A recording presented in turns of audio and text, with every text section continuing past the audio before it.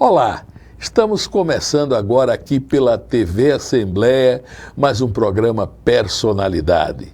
Nossa personalidade de hoje já se encontra, claro, aqui nos nossos estúdios, é um pesquisador, um colecionista, como ele costuma dizer. Eu estou falando de Claudevan Melo. Claudevan, muito prazer em tê-lo aqui na nossa TV Assembleia para entender um pouco esse teu acervo e falar um pouco da tua vida, como é que você chegou a ele também.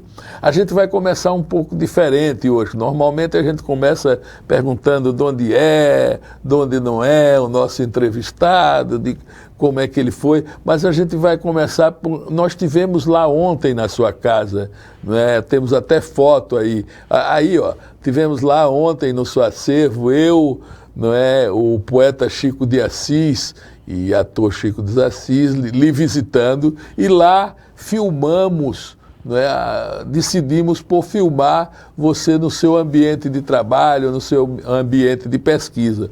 E a gente vai começar esse nosso personalidade hoje assistindo a esse vídeo, para que depois a gente tire daí algumas conclusões, saia puxando algumas coisas e outros assuntos que não estão enfocados no vídeo. Vamos lá ouvir, vamos. Kennedy, por favor, nossa técnica e o nosso... Eu me chamo Claudevan Melo e estou nessa oportunidade falando dentro do acervo onde eu constituí, e esse acervo se encontra em Maceió, e hoje nós estamos aqui para falar de diversos nomes onde consta aqui no acervo os seus trabalhos, as suas obras. Para tanto, eu agradeço a oportunidade, através de Paulo Poeta, e que hoje a gente pode desbravar algumas obras de alguns compositores alagoanos muito importantes, esses que são lá fora requisitados, como Ekel Tavares, como Misael Domingues e tantos outros. Então, vamos no decorrer, pondo alguma ilustração musical, é o que eu pretendo fazer no decorrer desses instantes. Claudevan, como foi a construção desse acervo, assim, como é que você conseguiu amealhar, como diz a história?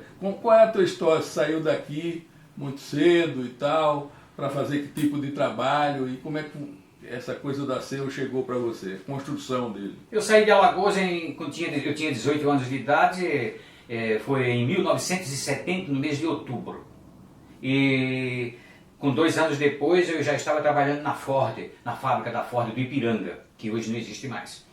E naquele período de 74 eu vim a saber que existia em São Paulo um encontro de colecionadores. Eu muito furtivamente compareci e dali comecei a ter gosto e participar, e foram 45 anos desse movimento de colecionismo, e cada vez eu tinha surpresa de encontrar nomes de famosos alagoanos que foram grandes talentos na área de música, na área de rádio, como Gilberto de Andrade, que foi um dramaturgo, compositor, amicíssimo de Getúlio Vargas, desconhecido aqui, e que compôs e também foi diretor da Rádio Nacional. Então nesse âmbito que eu fui crescendo de conhecimento e angariando e adquirindo as coisas, comprando. Nas minhas férias ia para o Rio de Janeiro, comprar nos sebos, comprar de colecionadores. Quando falecia um daqueles idosos colecionadores, eu adquiria da família o acervo, e hoje chegou nesse montante que foi pensado. A transportadora, quando chegou aqui, calculou em 4 toneladas de acervo. E tem muitos nomes que fui adquirindo com foco de compositores alagoanos. Você costuma dizer que a gente tem assim festejado, embora nenhuma festa que a gente tenha feito seja suficiente para Ekel Tavares e para tantos que a gente já conhece popularmente. Mas você diz que tem uma centena de outros alagoanos que nem sequer são notados e vistos, né, por nós mesmos alagoanos, né, não, porque... e que tiveram influência no Brasil. Tiveram influência, mas que não tiveram vida aqui. Uma vez que quem nasceu, por exemplo, o indivíduo nasceu em 1895. completava 20 anos de idade. Ia para o Rio de Janeiro, chegava na década de 20, não voltava mais aqui. Porque lá o Rio de Janeiro tinha as possibilidades para o artista. Primeiro chegávamos no teatro de revista. O artista não chegava no Rio de Janeiro direto na rádio, nem nas gravadoras, nenhum deles. Até mesmo o Heitor Tavares, ele chegou lá e foi ponteando nos teatros de revista. José Maria Goulart de Andrade, outro alagoano poeta, lhe deu apoio, escreveu e ele musicou e fazia os teatros de revista. Dali eles eram observados, eram convidados para as gravadoras. E posto seguinte eram as rádios e daí seguia a carreira. Então o passo era esse, que tem nomes desconhecidos porque não voltaram mais à terra. Fizeram carreira lá, morreram lá né? Só através das gravadoras, das revistas, rádios, essas coisas, é que a gente pegou os nomes e trabalhou em cima para adquirir acervo deles, para ter conhecimento. A gente pode falar assim de alguns deles, como o Índio do Cavaquinho, Do Cavaquinho, Peter Pan, Índio do Cavaquinho, Augusto Calheiros, é mais conhecido, mas tem muitos outros nomes.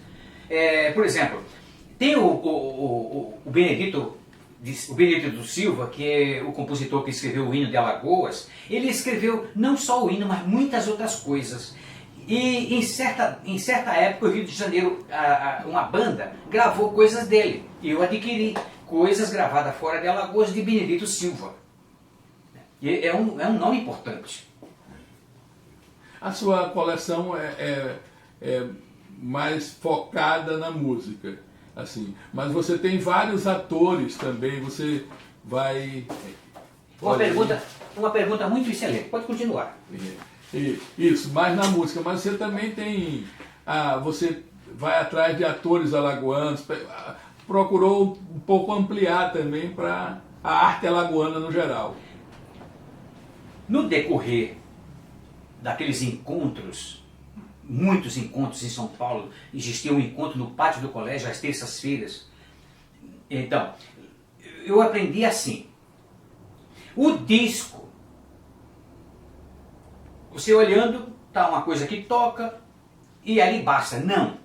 Após o disco existe uma universidade de aprendizado.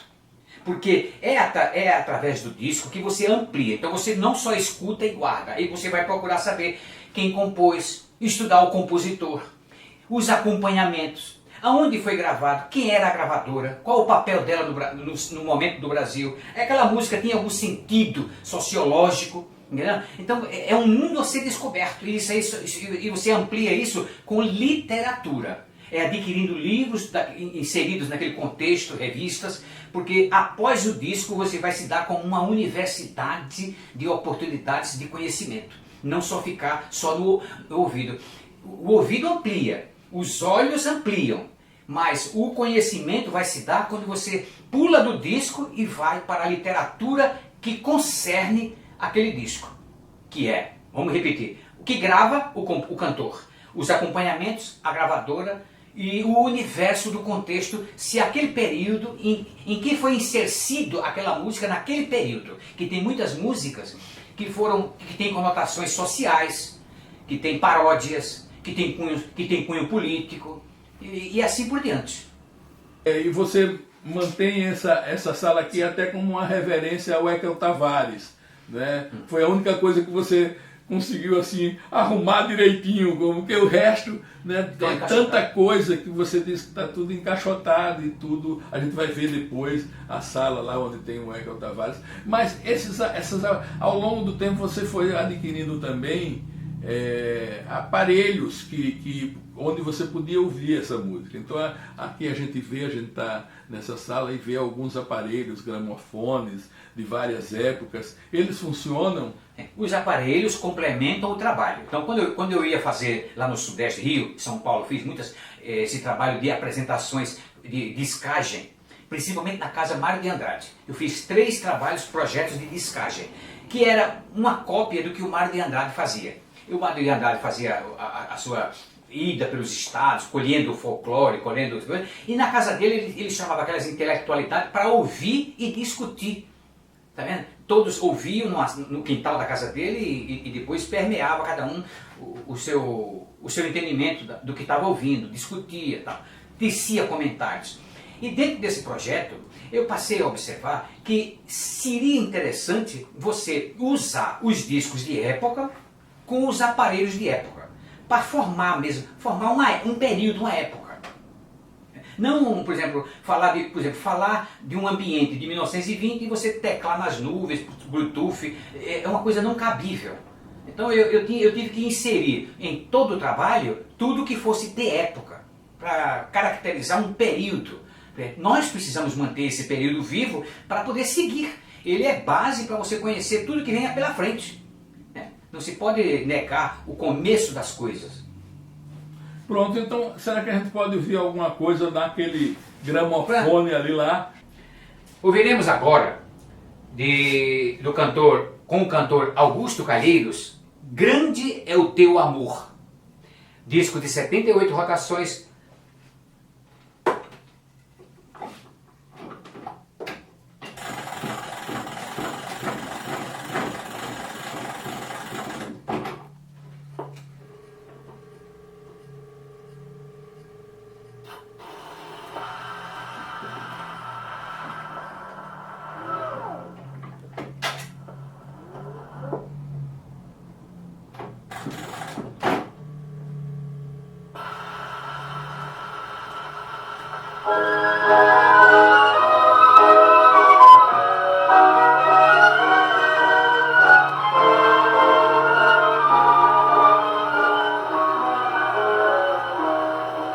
Amor pra tudo acolhe, conhece.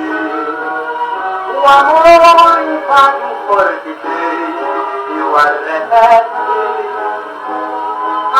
Amor é dar ao sublime que envenena. Sou dele Madalena para fazer sofrer Jesus. Passava-lhe a cruz já tão pesada, passava-lhe a vida angustiada. Madalena de felicidade, transformada em amor, Nazareno fez chorar. Agora eu vou pôr para girar em disco 78 rotações o nosso grande maestro Fonfon.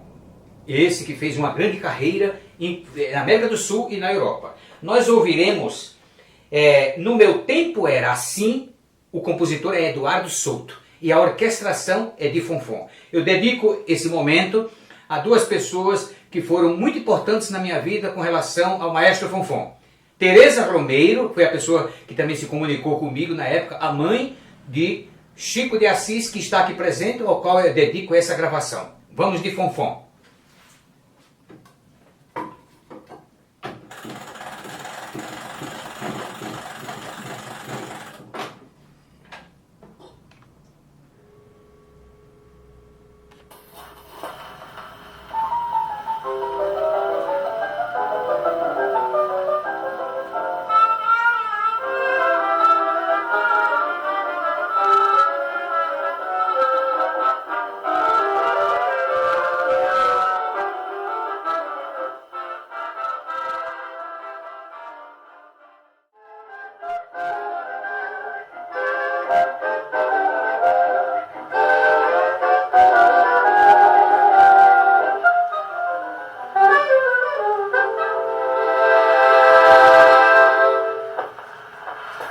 Isso.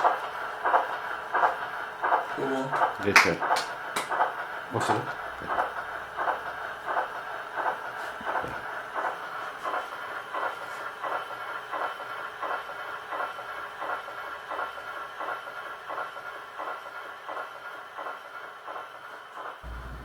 Ok.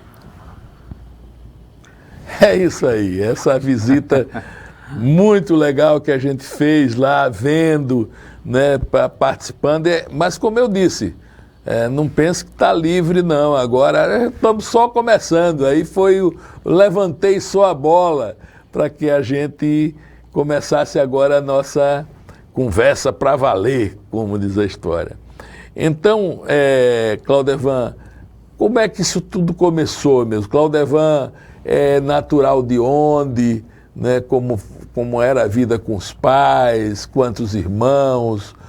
Como foi esse primeiro... O menino Claudevan, ele foi menino aonde? Né? Começou os seus estudos? Fala um pouco sobre isso aqui, para que o alagoano conheça um pouco, né? Talvez de onde surgiu essa sua tendência a colecionar coisas.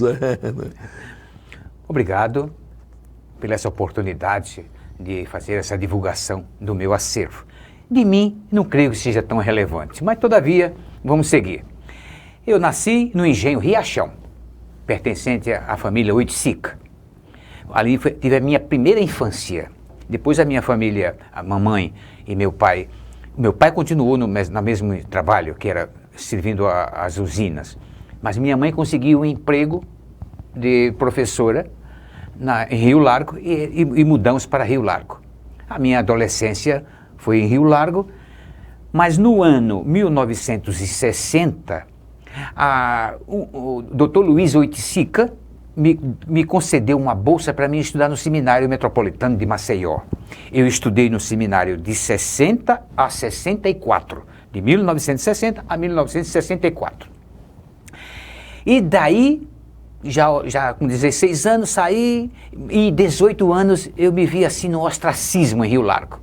Me deu uma vontade de aventurar-me. E com 18 anos, eu vim à rodoviária de Alagoas, me lembro até do modelo de ônibus, era um Fenemê, ônibus Fenemê. Eu peguei e empreendi a viagem, cheguei em São Paulo em 1970. Mas espera aí, como foi com os pais, assim? Saiu sem dizer nada? Não, eu citei, e tinha estudado da minha vontade. Antes você já tinha estudado, já tinha feito... Não, eu tinha saído com o segundo grau, com o segundo grau completo, sim. No seminário. No seminário. E quando eu cheguei em São Paulo, em 1970... Sim, mas aí avisou os pais que ia... Avisei os pais que eu iria viajar, que eu iria para São Paulo. Eu queria me aventurar, eu achava aquela vida muito de ostracismo e sem ter nenhuma visão. Não tinha sonhos de nada em Rio Largo naquela época. Só existia 2 trabalhos, as usinas e a fábrica de tecidos. Não havia mais nada. Aí eu me empreendi essa majestosa loucura e passei 52 anos fora de Alagoas. De 74, eu voltei em janeiro de 2022 como definitivo. Bom, pegou o ônibus, foi embora. O que é que tinha na cabeça, assim? Aventura, vontade de vencer, uma enlouquecida vontade de produzir. E enfrentar o desconhecido, principalmente. Né? É uma época... Mas São Paulo, naquela época, era uma época muito favorável para trabalhar. Existiam muitas placas, eu andava nas ruas, achava interessante todas as empresas com aquelas placas, e precisa-se. E a gente vai entrando.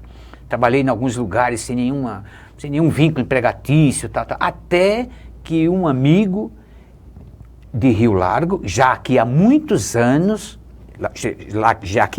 lá há muitos anos, me conseguiu um trabalho na Ford do Ipiranga. E lá dentro entrei como um simples operário, e a gente vai aprendendo e crescendo. Operário já fabricando coisas? Não, operário trabalhando assim, ajustando, servindo um profissional, né? Antes você não tinha nenhum conhecimento desse nada, tipo de... Absolutamente torneiro, mecânico, nada. Eu saí daqui sem nenhum vínculo de conhecimento de trabalho. Olha. E entramos aprendendo e tal, e a gente vai galgando, né? Vai aprendendo até chegar na linha de montagem, que é a vistoria, que é o ápice. Você termina galgando todos os degraus dentro de uma grande montadora, né? E o término é a linha de inspeção. Então eu trabalhei muitos anos ali, e quando eu saí da Ford, eu montei o meu próprio negócio. 25 anos eu montei o meu próprio negócio. O conserto de automóveis. Tudo no Ipiranga. Toda a minha vida foi locada no Ipiranga.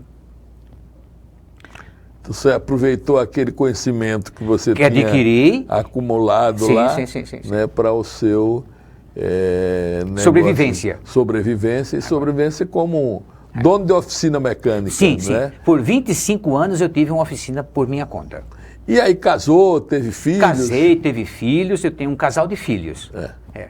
Vivem hoje... Eles vivem em São Paulo, não podem me acompanhar, porque estão na época de produzir, né? Então, já é avô? sou avô. Olha aí. De um casal. É. De um casal.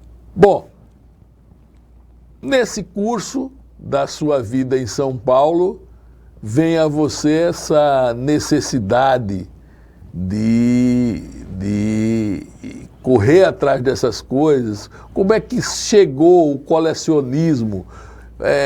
A saudade de Alagoas teve alguma coisa a ver? Porque geralmente aqueles que saem daqui, por mais que você esteja fora, como diz o Ledo Ivo, sempre fica uma coisa aqui, você sempre fica pensando na terra natal. Né? Então, o que é que levou você a essa busca desenfreada, né, para colecionar esse tipo, estar colecionando a música, vendo a música? Foram os alagoanos ou como é que foi isso? Eu diria que quem sai do seu torrão jamais esquece, porque tem a família e é onde se enterra o seu umbigo, como diz antigamente. Você enterra o seu umbigo por quanto você tem uma ligação afetiva ad eternum, né? O colecionismo veio quando eu conheci alguém do trabalho que tinha um pai que era aficionado por música. Me levou até ele, né? E ele, a primeira coisa que ele perguntou: você gosta de mim? Eu disse: gosto, mas eu gosto, mas sem conhecimento. Quando eu saí daqui, de Alagoas, eu só conhecia 2 nomes, no rádio, em casa: Luiz Gonzaga, Trio Nordestino, ponto, mais nada, eu não sabia mais de nada. Ele perguntou a mim: de onde tu és? Eu digo: eu nasci em Alagoas. Aí ele pegou um disco e pôs: você conhece quem é? Eu digo: não. Ele citou o nome. E foi pondo... Lembra quem era? Augusto Calheiros. Augusto Calheiros? Foi o primeiro ponto que ele pôs. Augusto Calheiros. E desta pessoa eu adquiri, hoje é um homem de 96 anos, está vivo, porque dos colecionadores que eu tive conhecimento, muitos já faleceram. Este que eu cito aqui é o único que hoje, em 2023, está com 96 anos. Aí ele foi pondo e foi agregando mais valores e eu fiquei abismado, porque eu não conhecia nada. Saí dali entusiasmado, aquela noite não dormi, como é que tem nomes tão interessantes, com músicas tão bonitas, e ele ia me explicando as coisas, tal. Ele falou: vá na praça, vá no pátio do colégio às terças-feiras, que nós nos reunimos lá. Então, desde 76 até 2015, 17, 18, eu frequentei. Aí veio a pandemia, aí não houve mais, até que recentemente eu procurei saber, não está havendo mais encontro, porque os idosos ou faleceram ou não estão com condições de frequentar mais. Mas foram muitos anos. E naquela região do pátio do colégio, os encontros às terças-feiras, tinha 2 casas e uma principal centenária que vendia discos, partituras, revistas, essas coisas. Ele chamava-se Casa Lomuto. Quem comandava, já faleceu, era o senhor Roberto Gambardella. Era uma casa que recebia todas esses influentes e revendedora de discos. E ali eu passei a participar. Toda semana eu estava no sábado lá, toda semana no sábado. E a gente se encontrava, eu adquiria as coisas, comprava e saíamos para o almoço, todos juntos. Então começou aí, ao ponto, aí eu já procurava fora do ambiente, procurava em sebos, procurava nas feiras de antiguidades. E o leque vai ampliando. E não só é o disco propriamente dito, o disco fica muito limitado. Então eu conseguia revistas, jornais de época, para ir lendo e acompanhando aqueles trabalhos de gravações. Catálogos. Objetos pessoais, tem alguns? Objetos que foi os aparelhos. Não, mas de alguns dessas pessoas chegou a... Hoje eu tenho os objetos pessoais do Ekel Tavares. Olha. Todo o seu acervo pessoal hoje está comigo. Vamos falar de alguns que a gente falou ali no vídeo, né, a importância deles, porque você colocou ali, você colocou dois, aí, pô, o Augusto Calheiros e o Maestro Fonfon. Vamos começar por esses aí, a importância dessas pessoas e o que é que você tem deles hoje, né, no seu acervo. De Augusto Calheiros eu tenho, vamos imaginar assim, uns 80 discos nos quais eles gravou. Quer dizer, ele e o conjunto Turunas da Mauricéia. O Augusto Calheiros chega ao Rio de Janeiro em 1927. Era de Murici ele, né? Há controvérsias. Quer dizer, porque nesse universo de pessoas que nasceram nos 1800 e qualquer coisa, tem essas controvérsias. Os territórios mudam muito, né? Mudam. Então, vamos dizer, é alagoano. Porque tem fontes que dizem que ele nasceu em Maceió. Há fontes que dizem que é Murici. Quando ele chega no Recife, agora o interessante é que nas entrevistas que ele dá às revistas de época, ele não cita Murici. Então, vamos partir dele, porque em Alagoas ele não teve, em Maceió, Augusto Calheiro não teve atuações. O que se sabe é que em Recife ele já estava atuando no conjunto Turunas da Mauricéia. E dali ele veio para o Rio de Janeiro. Foi um deslumbre chegar no Rio de Janeiro naquela época com aquele estardalhaço de vestimentas, né, trágicas, trajes típicos do nordestino, e com uma riqueza musical completamente diferente do mundo carioca, que eram as emboladas e os cocos nordestinos. Eles logo foram para um teatro que hoje não existe mais, o teatro lírico, onde se apresentavam outros temas como a Casa de Caboclo, que foi um período que utilizou-se essa Casa de Caboclo e era inserido diversos outros programas. E Augusto Calheiros cantou aí com o seu grupo, foram ser vistos por Almirante, Noel Rosa, estimulou outros grupos nesse estilo, como as Vozes do Sertão. O próprio Almirante criou um grupo baseado nos Turunas. E os Turunas têm um fato muito interessante, que um dos seus componentes do violão era o maestro Nezinho, que nasceu em Pão de Açúcar, e que já tinha vindo ao Rio de Janeiro 15 anos antes de 27 para aprender braille no Instituto Benjamin Constant, no Rio de Janeiro.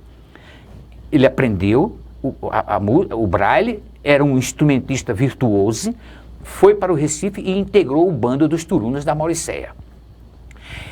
Os Turunas vingaram e gravaram de 27 a 1930 e se extinguiu o grupo. Alguns voltaram para Recife, outros não, como o Lupércio de Miranda ficou no Rio de Janeiro e os irmãos Romualdo Miranda e João Frazão voltaram. O Augusto Calheiros formou carreira solo. Ele cantou até 1955, gravou. Em 56 ele faleceu. Então, quando eu cito disco, eu cito que uma obra de uma pessoa ele tem que estar acompanhada de todo um alicerce que colabora para a pesquisa. Então, existe um disco de Augusto Calheiros, aí tem a partitura daquele disco. Aí tem o recorte de jornal daquela época. Aí tem uma revista com entrevista. Por isso que forma um volume o acervo. O acervo é todo linkado, não é só o disco. Não. Ele tem uma contextualização. Cada música eu procurei estar ao lado do disco, ao lado da gravação, esses elementos que compõem a pesquisa e o histórico.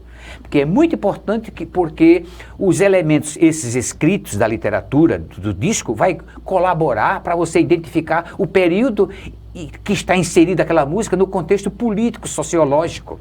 Há jingles, há cocos, no caso de Augusto Calheiros, há melodias que trazem uma conexão com o período. As citações da letra, né? Tem essa dinâmica. Tem uma série de músicas que foram famosas no Brasil, né, durante muito tempo. Alguns de nós, alagoanos, não conhecemos nem como sendo música de alagoanos. Por exemplo, Coronel Antônio Bento, Carcará, né? Fala um pouco desses compositores aí que ficam no anonimato para nós, mas que tiveram grande importância no cenário nacional, como Gerson Filho, Peter Pan. Rapidamente você dá um passeio aí por eles, pela importância deles no cenário nacional. E que você tem, está lá no acervo, todos eles estão contemplados lá, né? Sim, todos eles. Eu diria que tem uma gama de uns 80 nomes, entre compositores maestros e cantores. Você citou José Cândido, que é o compositor da letra de Carcará. Morenas do Sertão, tantas outras. O Carcará ficou mais em evidência por causa do show que houve, né? O show Opinião, em plena ditadura, um show que foi até perseguido, né? A música teve um certo recerceamento, porque era um momento que uma música que tinha um cunho, né, de inserção de valores, né? Então, e João do Vale foi a pessoa que musicou. Bethânia gravou, João do Vale gravou, e outros vieram na sequência gravando o Carcará. Mas, com absoluta certeza, o compositor letrista é um alagoano. Coronel Antônio Bento, que o Tim Maia... Com Tim Maia, né? Que é do Luiz Vanderlei. Luiz Vanderlei. É outro gênio que, além de ter gravado muito em 78, gravou LPs, aparece em filmes da época, né? E tem alguns gracejos, tem músicas focadas na política, ele tem músicas sobre o Homem da Capa Preta, o Homem de Caxias. E o nosso querido e comentadíssimo Jararaca, né? Qual foi a influência dele assim na música? Jararaca, se fôssemos falar mesmo, era um dia, seria pouco.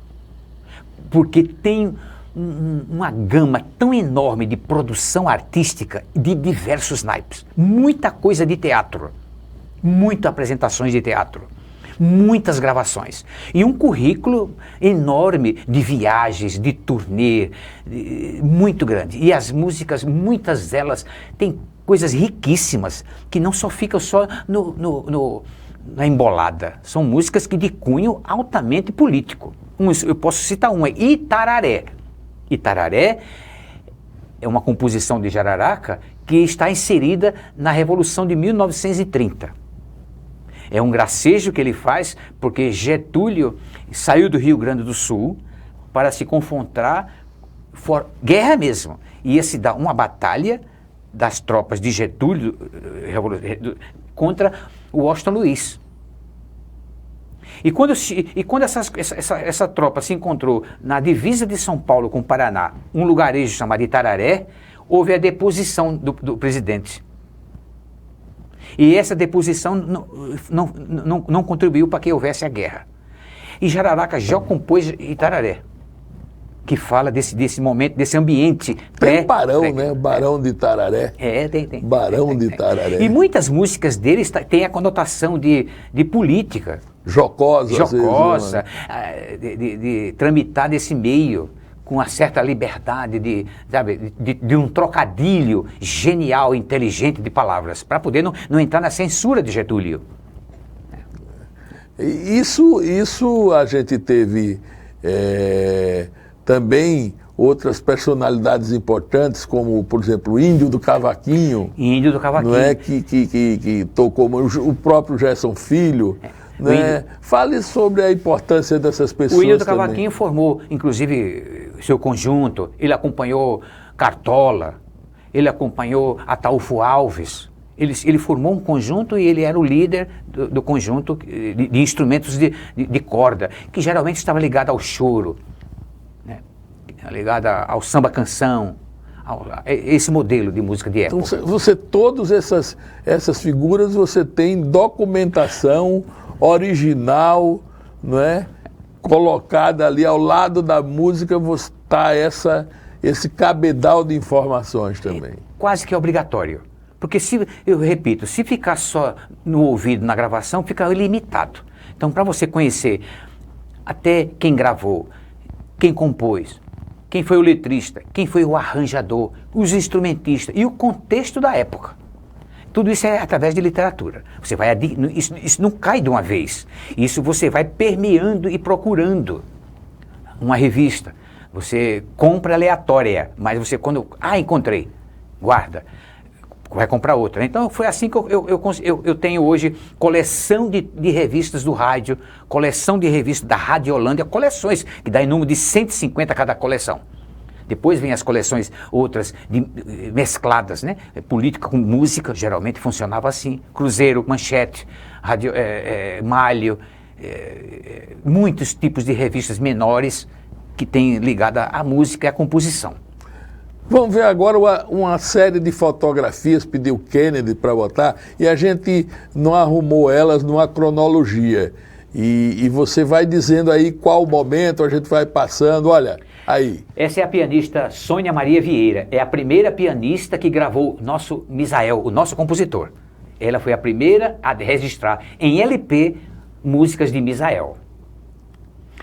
Aí está, duas pianistas, ambas executaram e gravaram compositores alagoanos, que é o Misael. Uma é a Eudócia de Barros, de branco, e a de vermelho, Eliana Caldas. Essa também é uma exímia pianista com foco no compositor alagoano Misael Domingues. Elisita Barroso, por que ela está ali? Eu levei para que ela visse alguns discos que ela gravou de Ekel Tavares. Aqui foi o dia que eu encontrei aqui em Maceió, essa foto faz muitos anos, deve fazer mais de 10 anos. A família de Fonfon, a mãe, a Dona Teresa Romeiro e o Chico de Assis. Então eu estou dando para eles ali uma foto que eles não tinham do Maestro Fonfon frente à orquestra dele. Foi um momento muito amável. Aí com a Eliana Caldas, nós tratando de um próximo CD que ela ia gravar só de Misael. Com Júlio Medalha, ele queria conhecer as gravações e as partituras do concerto para piano, que ele ia ser o regente desse concerto na Europa. Eu, no momento, na Rádio Nacional, eu fiz vários programas na Rádio Nacional neste âmbito, de um programa Memória, focado na memória do rádio e da música. É uma exposição que eu fiz sobre música. Olha os aparelhos antigos. Essa foto é muito antiga, deve ter no mínimo uns 15 anos essa foto. Com o ex-ministro da comunicação, Franklin Martins. Ele se utilizou do meu acervo para compor uma grande obra que deu 3.000 páginas, em 3 volumes. É a História da República contada por música. É muito fantástico porque isso aí tem muitas inserções, coisas maravilhosas, interessantes da história brasileira. Vacinas, a descoberta de vacina sendo tocada. A vacina, literatura, revoluções, essas coisas. Meu primeiro emprego está ali. Essa setinha que está na cabeça daquele fulano ali, sou eu. Ali é a Ford do Ipiranga. Ali os companheiros de sessão. Os colecionadores no pátio do colégio às terças-feiras. Esse aí é o primeiro banda de pífano que foi fundada em Caruaru, mas que esse aí é o fundador, é alagoano. A banda, na realidade, foi fundada aqui, né? Eles migraram para lá. Não, sim, mas o auge foi em Caruaru. O Sebastião Biano morreu com 103 anos. Eu, na Rádio MEC, através de um convite de Lauro Gomes Filho, apresentei também 2 programas na Rádio MEC. Uma exposição que eu fiz na Casa Mário de Andrade. Aí nós lá. Ontem nós lá. É isso aí. A gente deu uma pincelada aqui, mas eu queria que a gente se aprofundasse um pouco mais no Ekel Tavares, né? O Ekel tem essa importância. Alguns dizem que ele era... Alguns dizem não, ele era contemporâneo do Villa-Lobos e disse que o Villa-Lobos bebia muito nas composições dele também. Os dois se conversavam e e tinham admiração pelas obras. E dizem até que foi tão importante como o Villa-Lobos, só que não teve a divulgação que o Villa-Lobos tem nacionalmente e internacionalmente. Fale um pouco dessa personalidade. Eu peço permissão para discordar. Ah, não, eu não. Certo. Não. Já tem toda. Obrigado. Não. Até porque eu posso ter dito incorreções. Mas pode. É que Villa-Lobos já estava há muito tempo à frente. Porque na época que Villa-Lobos fazia a música com certa erudição, o Eike Tavares ainda se encontrava no período da sua música popular. Eu não creio que desmereça ou um ou outro, mas que ambos estão assim, estiveram em sintonias diferentes. Agora, veio a posterior ele ser tão grande quanto, porque ele foi e está sendo. Ele foi executado, Eike Tavares, em toda a Europa. Toda a Europa. Inclusive eu tenho os registros dos discos. Eles têm uma ópera famosa dele, uma ópera dedicada, uma ópera negra. Não, canção. Canção negra. Ele fez uma ópera chamada Palmares. Palmares, isso. Ele constituiu essa obra em 3 atos, chamada Palmares, que foi exibida nos Estados Unidos. Ele tem muitas gravações de pianistas na Inglaterra, na Bulgária, na Polônia, na Inglaterra, Itália, França, de pianistas de lá gravando Eike Tavares, gravando e executando. E aqui do Brasil, uma das mais recentes obras que foi divulgada no Festival de Salzburg foi pela pianista Juliana D'Agostini. Em 2014, ela representou o Brasil através do concerto para piano de Eike Tavares no Festival de Salzburgo, Áustria. Ou seja, é um ninho. Né? Mas, Cláudio, você, além dos músicos, você também teve uma preocupação especial de pegar atores nossos, pessoas que participaram do rádio, que participaram da televisão. Então, eu já vi lá no seu acervo que tem muita coisa de Jofre Soares, né? Tem coisa dos nossos atores todos, e eu queria que você citasse, porque alguns eu nem conheço, que você tem lá, que são alagoanos, mas um deles você está trabalhando em especial agora, está com um livro no prelo, que é sobre o Sadi Cabral, né, que se conhece muito pouco. A gente conhece mais do Jofre, né, porque teve mais próximo, participou muito de TV e tal, mas o Sadi a gente conhece também, mas eu nem sabia que ele era alagoano. Então, fala dessa parte do teu trabalho dedicada às artes cênicas também. Esses nomes vão agregando com o tempo. Você vai conhecendo as histórias e vai pesquisando e adquirindo, né? O primeiro que eu adquiri material sobre atores foi de Modesto de Souza. É o mais antigo alagoano. É o mais antigo alagoano, nasceu em São Miguel dos Campos, ainda no século XIX ele nasceu. É o mais antigo com grande trabalho executado no Rio de Janeiro. Não tenho nenhum conhecimento de que tenha voltado aqui. Viveu lá e até sua morte. Até procurei registros da morte, óbito, essas coisas. E eu adquiri os filmes que ele participou. 1935 ele já estava atuando também no cinema, teatro e cinema.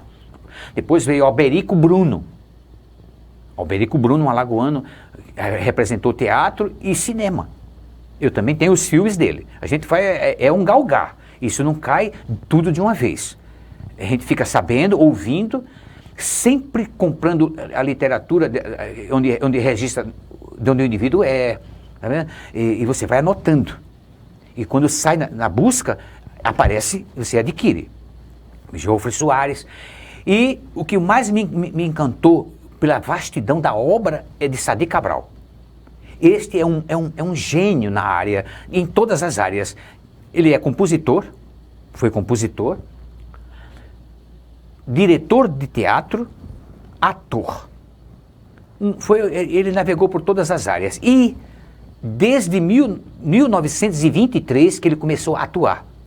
Então é uma vasta obra na qual eu me identifiquei tanto e fiquei tão deslumbrado com tanta produção que eu acabei agora escrevendo a biografia dele, que eu estou tratando dos finalmente. Isso está para sair agora. Eu creio que dentro de 2 meses. 2 meses. Em 2 meses volta sai aqui para falar com ela. A biografia de Sadi Cabral. É porque conversar com você, a gente precisa 5 programas, nem sei nem quanto tempo. O nosso tempo aqui sopra aqui no meu ouvido. Faltam 15 minutos, então ainda tem conversa. Tem conversa para danar, como diz a história. Escute. Aí eu vi lá nas suas fotos, você às vezes publica também, que desenvolve-se uma outra curiosidade que eu tenho sobre você, é que você acompanha o cara da vida à morte. Você é um visitador dos túmulos dos alagoanos. Todo ano você vai lá e está lá visitando os túmulos. Como é que foi isso? A ideia de como é que eu vou... Teve essa ideia de ir aos túmulos também. O desejo de conhecer a alma daquela pessoa que eu estou pesquisando. A alma no sentido assim, figurativo, do que nasce ao falecimento. Para mim, pode ser até uma aberração falar isso, mas para mim o cemitério é uma universidade. Não se encerra apenas quando você deposita o corpo. Quando eu visito, eu começo a observar os nomes daquelas pessoas que até eu desconheço. Mas ao conhecer, são grandes nomes que eu vou procurar pesquisá-los. E quando eu olho assim lá dentro da necrópole, eu vejo como se tivessem almas falantes, todas vivendo, porque é um universo de sabedorias. Tanto tem uma biblioteca valor, como para mim um cemitério. Ali eu começo a pesquisa de onde nasce e quero ver onde terminou. E muitas vezes há desencantos, porque eu vou pesquisar nomes e ao pesquisar na parte da administração do cemitério, eles me dão que já não existe mais. Eu fico triste, porque aquela homenagem não pode ser feita. Depois eu venho a saber que no Rio de Janeiro, em São Paulo, existem leis municipais dentro da Constituinte do município para preservar túmulos de famosos. Existe isso. Então eu fico deslumbrado quando eu encontro e vejo, acerto datas. Às vezes você adquiriu datas que não combate com o que está no túmulo, na lápide, você conserta. É um universo. Você conhece esse outro universo de pessoas que estão também no âmbito de conhecer isso. Lá dentro, você faz amizades com pessoas, visitando outros. Então, isso aí, tudo isso faz parte desse conhecer. Esse mundo de colecionador e de estar na cata dessas pérolas, né? Porque eu considero que vocês acham, e nós achamos também, que são pérolas, são verdadeiras joias que você encontra, como quem procura a agulha do palheiro, vocês acabam encontrando. Já teve algumas coisas interessantes, assim, engraçadas na sua... Por exemplo, aquela história que você sente que o cara está de olho naquele negócio que você quer também e só tem aquele e você dá um jeito para ser seu. Já tem alguma história? Passar na frente de algum outro amigo colecionador que quer aquilo também. Colecionador é uma disputa, eu noto que é uma disputa muito grande. Muito disputado. Porque certos objetos, como um disco, alguns deles têm um valor fenomenal, mas não valor histórico, valor monetário. Porque aquele disco, às vezes, passa a ser procurado por vários, pela dificuldade de encontrá-lo. Aí cresce o valor. Então você fica... aquela guerra, no leilão principalmente. Geralmente, todo objeto de muita procura... É porque ele não se encontra mais em lugar nenhum à venda, está na mão de famílias que os seus avós ou seus pais colecionavam, e essas famílias já contratam leiloeiros, está cheio disso, e os leiloeiros botam na planilha, e quando você lê, é uma guerra no dia que vai fazer o leilão. Chega a preços exorbitantes. Um disco chega a valer R$20 mil. R$20 mil, um disco de 78 rotações dos anos 10, dos anos 20. E tem várias pessoas procurando ele. É uma disputa fantástica. Então, quando se consegue uma coisa dessa, está Pronto, você cai, você fica... É um êxtase. É um né? êxtase, porque geralmente está completando aquilo que está faltando. Em todo colecionismo, muitas coisas você encontrou com facilidade, com mais facilidades, mas vai se afunilando ao ponto de não se encontrar para fechar. Dificilmente no Brasil, eu conheci colecionadores de 40 mil discos e ainda faltava coisas. Conheci. É um universo... É como você diz, uma coisa vai puxando outra. E aí você trabalhou também alguns escritores. Por exemplo, você tem muita coisa do Jorge de Lima, né? Tem muita do Graciliano Ramos, coisa que eles... Isso você fez através, não dos livros, mas através mais das revistas. Como é que você foi aos nossos literatos através... Porque é muito difícil. Normalmente você conhece o que o Jorge escreveu nos livros, nos romances, né? No Graciliano também agora lançou um Garranchos, que tem coisas que ele que teria escrevido, mas a obra que essas pessoas tiveram muito tempo escrevendo no Rio, nos semanários, diários, né? E você foi à busca disso também, né? O primeiro... literato, poeta alagoano que eu fui na sede adquirir coisas dele foi o Passos, como é que é? Guimarães Passos. Por quê? Eu fiquei sabendo, através dos jornais de 1800 e qualquer coisa, que ele tinha produzido um poema que foi musicado. Pronto, aí eu saí à procura. Então, eu consegui o disco. O disco é de 1904. É um disco ainda muito complicado, primitivo, foi gravado no Brasil e produzido na Alemanha. O Brasil, em 1904, não fazia disco. Você gravava numa cera mole, endurecia aquela cera gramofônica e era mandado para Deutsche Grammophon, na Alemanha. Depois de 3 meses é que vinha a matriz de metal, para aqui ser fundido. Punha a cera mole em cima do metal, com as ranhuras que já vinha da matriz de metal, e produzia seus discos. Foi o primeiro. Foi musicado e cantado por um cantor de ópera da época, o Mário. Mário Pinheiro é o primeiro que gravou esse poema de Guimarães Passos, que chama-se Casinha Branca da Serra. É um histórico bonito, porque ele escreveu isso quando estava no exílio, havia a Revolução de 1983, entre o Floriano Peixoto, né?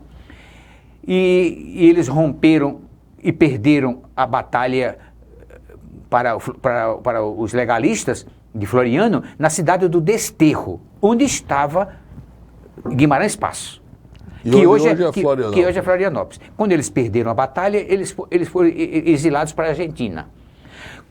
Lá na Argentina ele produziu a Casa Branca da Serra. Depois ele voltou com anistia. Machado de Assis o convidou para ele ser membro da Academia Brasileira de Letras, mas ele já estava doente da tuberculose. Ele foi para a Europa se tratar e lá faleceu em Paris.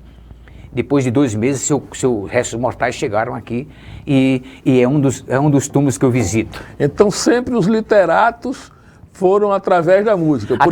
Por exemplo, Guimarães Passos, Jorge de Lima. Jorge de Lima tem coisas musicadas, né?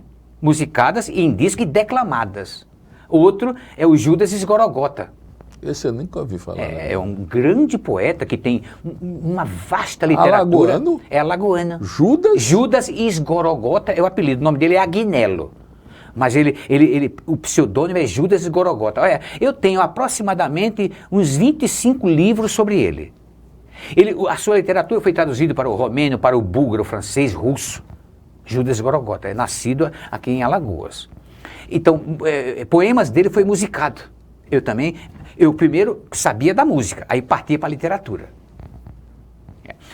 Aristeu Bulhões, um alagoano, também tem poemas seus musicados. Esse morreu em Santos. todos muito antigos, 1909, o Bulhões 1909. Então, todo o caminho é pela música. É pela música. O começo é pela música. Entra pela música e se estende. Se estende. É. Né?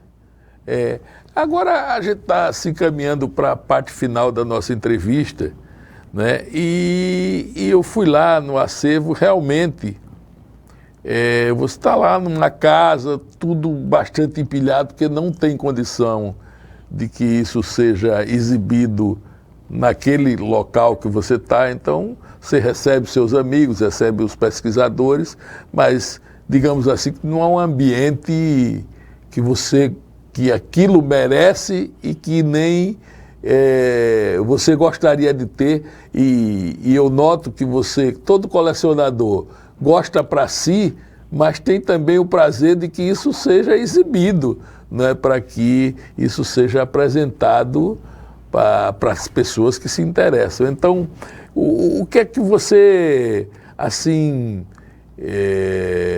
espera, né, para que esse arquivo, o que é que você sonha, não é nem espera, né, porque a esperança é uma coisa mais próxima, mas vamos colocar no campo do sonho ainda. O que é que você sonha para esse arquivo hoje, né? A função que esse arquivo deve cumprir, que eu acho que é uma função importante para Alagoas, para o alagoano se reconhecer ali, né? E descobrir muitas coisas, né? Para compor o arcabouço de quem ele é, né? Para se reconhecer enquanto alagoano. O que é que você aspira e que sonha para o futuro do seu... para o futuro do que você, da vida que você construiu com aquilo ali, da sua vida como colecionista? O que eu posso dizer é que não teria função se isso ficasse para mim. Não haveria benefício social. Isso tem que ser passado para frente. O meu desejo é que senhores da cultura se sensibilizem, porque isso é caminho necessário para o conhecimento, né? Eu não condeno o que se passa no momento. Temos que vivê-lo. Mas o que nós chamamos de passado, ele é vivo, porque ele transmite o conhecimento para as futuras gerações. Não se vive só do presente. Se vive de uma conjunção de passado, presente e prevendo o futuro. Você forma pessoas nesse universo, né? Eu creio que vamos trabalhar para que isso chegue a um ponto que eu possa servir à população, né, com mais propriedade, com mais condições físicas locais, né? Porque, por enquanto, faz um ano que está tudo empilhado. Eu apenas destinei uma sala para fazer um encontro, né? Porque há um universo, por exemplo, eu citei aqui, tem Ayrton Amorim, compôs muito, foi discotecário, cara que trabalhou no começo das rádios nos anos 20 no Rio de Janeiro, é alagoano. Teófilo de Barros Filho, uma sumidade de importante valor, nascido na terra dos Marechais. Teófilo de Barros, ele nasceu em São José da Laje, foi para o Recife, se formou, advogado, foi trabalhar em rádio. Assis Chateaubriand, ao conhecê-lo, trouxe ele para São Paulo e inaugurou a Rádio Tupi nas mãos e entregou as mãos de Teófilo de Barros Filho. Ele foi compositor, tem músicas gravadas com o nome dele, ele foi teatrólogo e ele dirigiu um filme chamado A Mãe. Produtor, foi crône da Orquestra Sinfônica no Teatro Municipal de São Paulo. Ele tem um vasto universo de trabalho, um homem muito culto, amicíssimo de Chateaubriand, o pai da radiofonia brasileira. Então, eu tenho acervos de tudo, eu tenho revistas que falam sobre ele, jornais, discos. Então, são a gama de nomes que vai surgindo. E tudo isso tem que ser passado para o conhecimento da sociedade. Claro.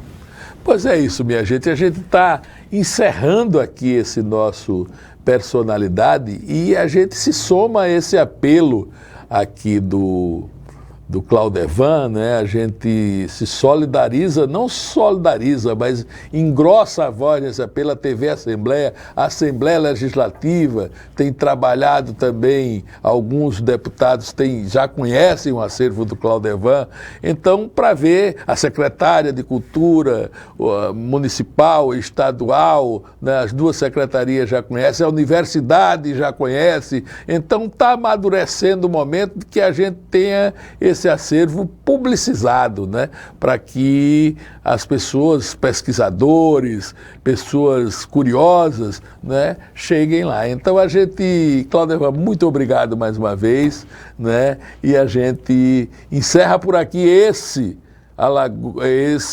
personalidade, mas a gente sabe que vai fazer uns 3 ainda com você, porque arquivo é o que não falta lá para a gente explorar. Então a gente vai ficando com esse personalidade por aqui, pedindo que vocês assistam às nossas exibições, e ficamos muito felizes em termos Claudevan hoje no Personalidade, o Colacionista. Até um próximo programa.